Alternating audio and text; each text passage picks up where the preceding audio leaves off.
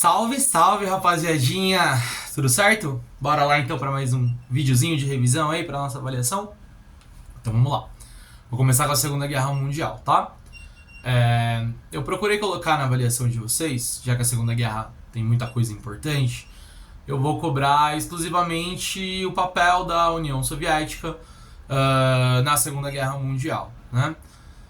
Que é um papel bastante decisivo, dentre outras coisas, porque no começo da Segunda Guerra Mundial é importante que a gente lembre que a União Soviética participou de um acordo junto da Alemanha nazista, né, proposto pela Alemanha nazista, um acordo esse que interessava tanto para a União Soviética como também para a Alemanha, que foi um acordo de não agressão, né? Um pacto de não agressão germano-soviético, conhecido também como o pacto, né, Molotov-Ribbentrop.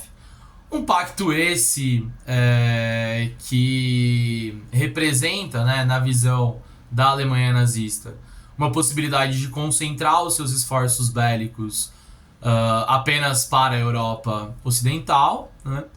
E para a União Soviética era também uma possibilidade de aguardar um conflito que ela sabe que vai acontecer, né? Mas que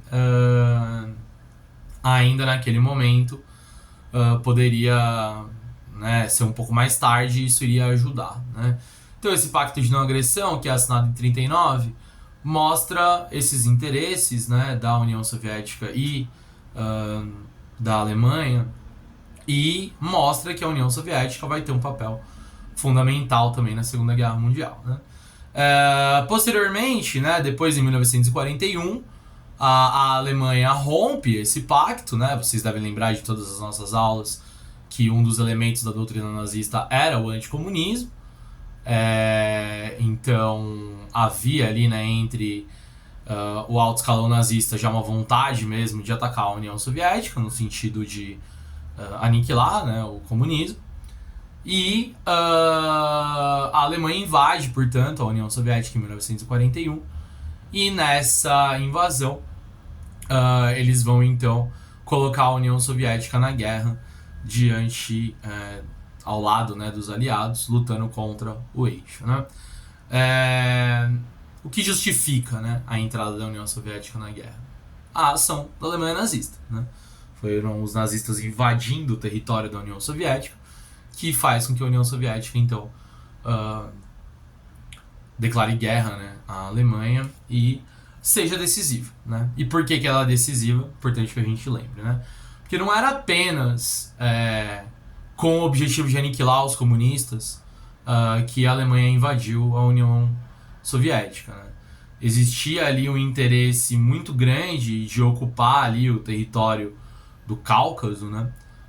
Dominar o rio Volga, e ao dominar o rio Volga, dentro ali, né, da União Soviética, o rio Volga é esse que passa ali as margens da cidade de Stalingrado, havia ali a possibilidade, né, da Alemanha nazista ocupar o Cáucaso e ter posse de todas as reservas de petróleo daquela região, que seriam decisivas, né, para os rumos da Segunda Guerra Mundial.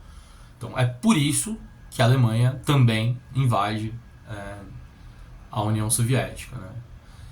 E é justamente por isso que a União Soviética tem um papel decisivo na Segunda Guerra Mundial, porque numa das batalhas mais célebres da Segunda Guerra Mundial, a Batalha de Stalingrado, os soviéticos impedem que os alemães consigam conquistar o controle do rio Volga, que os alemães cheguem e se apropriem desses poços de petróleo, ou seja, os alemães ao perderem a Batalha de Stalingrado não conseguem ter acesso a essas reservas de petróleo, e isso faz, né, com que eles não tenham combustível suficiente para continuar na Segunda Guerra Mundial, continuar com muita força na Segunda Guerra Mundial, né? Por outro lado, a vitória, né, soviética contra os alemães na Batalha de Stalingrado, ela também é muito simbólica. Ela é muito simbólica porque, afinal de contas, o nome da cidade era o nome, né, do líder da União Soviética. Então é uma batalha simbolicamente muito importante. Além disso, isso impõe a primeira derrota ao exército nazista. O exército nazista não tinha perdido ainda nenhuma batalha na Segunda Guerra Mundial e perdeu em Stalingrado, né? Portanto, é uma batalha muito importante do ponto de vista geoestratégico, pela defesa, né, digamos assim, dos poços de petróleo, e também uma batalha simbólica muito importante por, de certa forma, mostrar que aquele exército muito poderoso não era invencível, né? Os soviéticos foram capazes de vencer. Agora, partindo para a Era Vargas, né, nosso segundo tema, primeiro a Revolução, né, de 1930, Revolução barra golpe de 1930.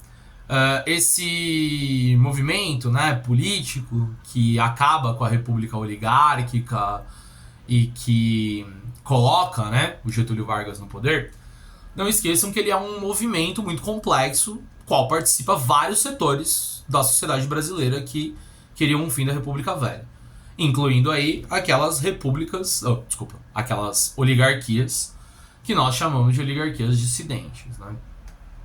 Qual é a principal delas? Minas.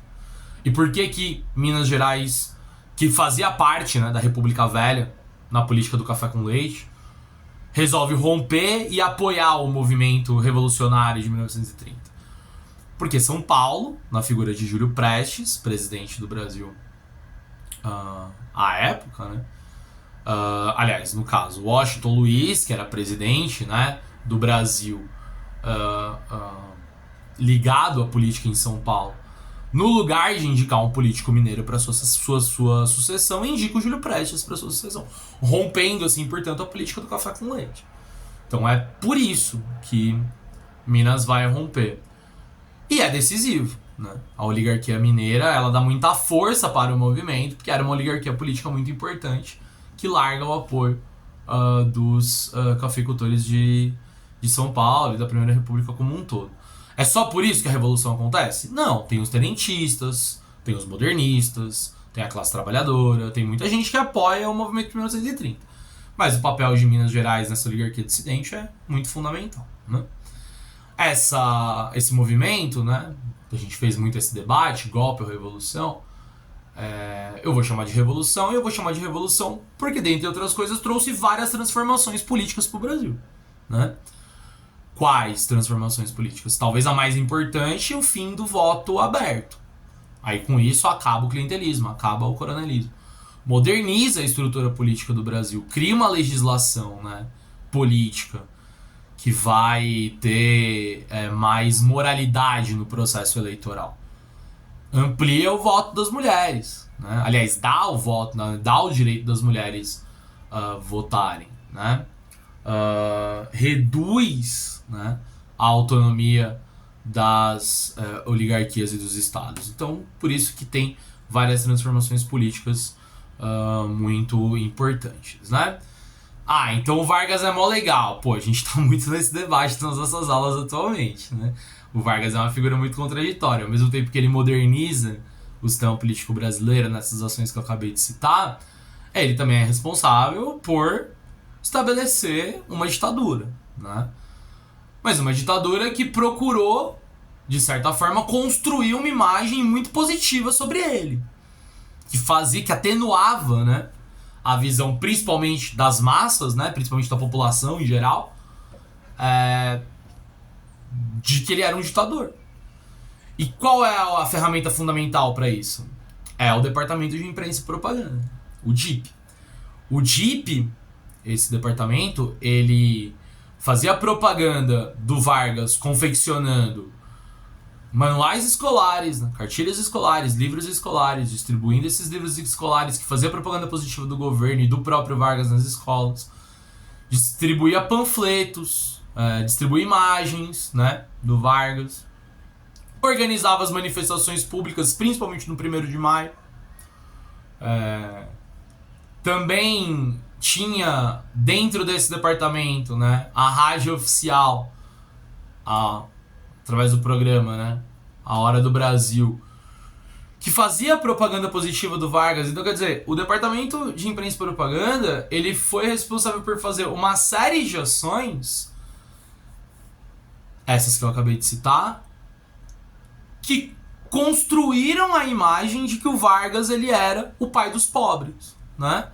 Pegando tudo aquilo de bom que ele estava fazendo, e algumas coisas tinha, como por exemplo as leis trabalhistas, e construindo uma imagem, uma narrativa de que aquilo era por causa do Vargas, era como se o Vargas tivesse dado aquilo para a população, né?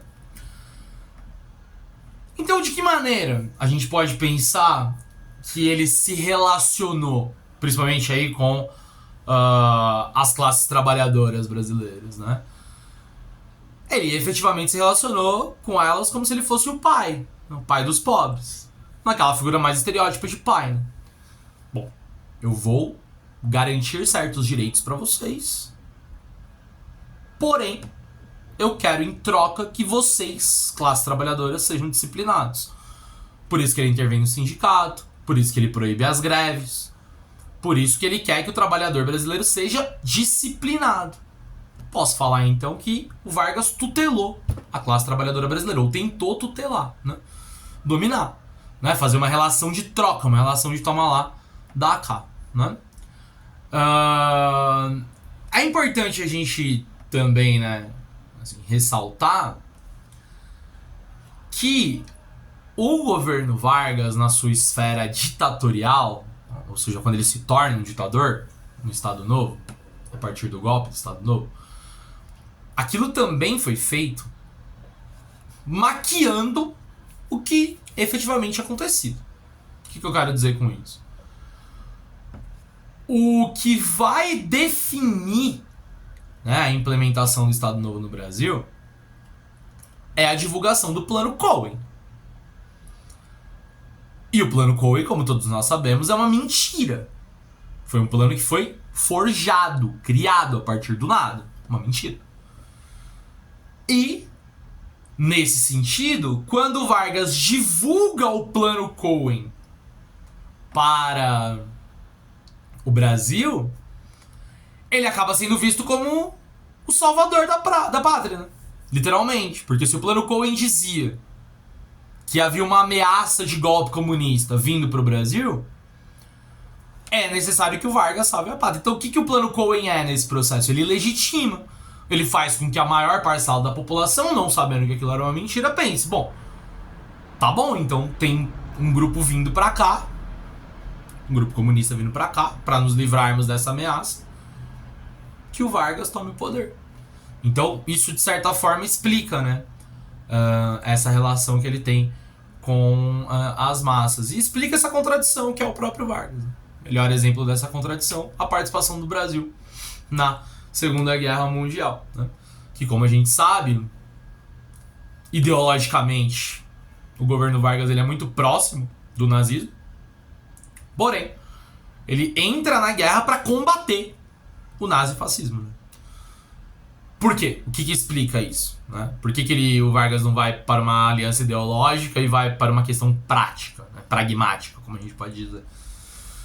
Porque os Estados Unidos, pressionando o governo do Getúlio, a pressão vai desdobrar a partir da habilidade política que o Vargas tem, é óbvio, desdobrar em vantagens tecnológicas e em remessas de dinheiro que são mandadas para o Brasil em troca da participação do Brasil na Segunda Guerra Mundial. É isso que explica, né? É o que nós chamamos de uma visão pragmática. Ele é prático, ele não quer saber de ideologia.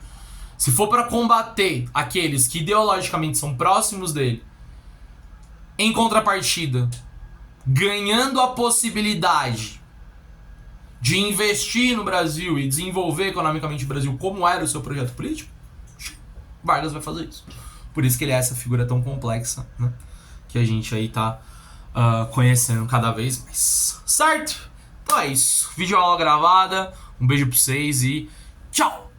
Não vou editar, queria fazer essa parada, mas eu sou burro, desculpa.